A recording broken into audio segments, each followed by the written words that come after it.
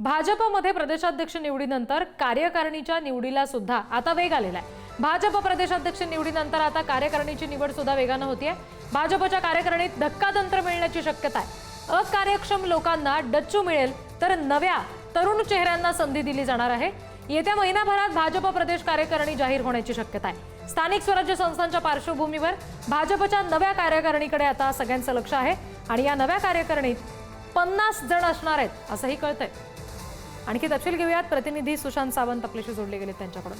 सुशांत, भाजपकडून कुठली नेमकी नवी खेळ यावेळी खेळली जाईल? कुठल्या तरुण चेहऱ्यांना संधी मिळण्याची शक्यता आहे? अगदी खरं आहे। आपण जर बघितलं असेल तर भारतीय जनता पार्टी अशी पार्टी आहे की ती नवे प्रयोग जे आहे ते आपल्या पक्षामध्ये करत असतं। जिल्हाध्यक्ष निवडीच्या दरम्यान देखील त्यांनी असाच एक नवीन प्रयोग केला होता। काही नव्या चेहऱ्यांना इथे संधी देण्यात आली होती।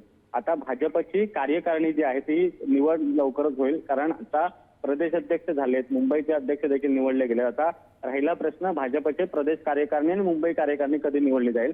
जे आपल्याला खात्रीलायक सूत्रांकडून माहिती मिळते त्यानुसार भाजपची प्रदेश कार्यकारिणी येत्या महिन्याभरात निवडली जाणार आहे आणि ज्या अगोदरच्या कार्यकारिणीमध्ये ज्यांचा परफॉर्मन्स चांगला राहिलेला नाहीये त्यांना डच्चू दिला जाऊ शकतं आणि त्या जागी नव्या दम्याच्या चेहऱ्यांना संधी दिली जाऊ शकते। आणि यामध्ये जी माहिती मिळते त्यामध्ये सर्वाधिक तरुणांना संधी जी आहे ती भाजप प्रदेश कार्यकारिणीमध्ये दिली जाऊ शकते। नव्या आमदारांना याचा या कार्यकारिणीमध्ये समावेश असू शकतो। त्याचं प्रमुख कारण हेच आहे की नवं नेतृत्व भाजपला तयार करायचं आहे।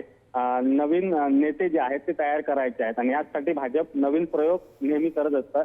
यावेळी देखील असाच प्रयोग होऊ शकतो अशी आपल्याला खात्रीलायक सूत्रांनी माहिती दिली।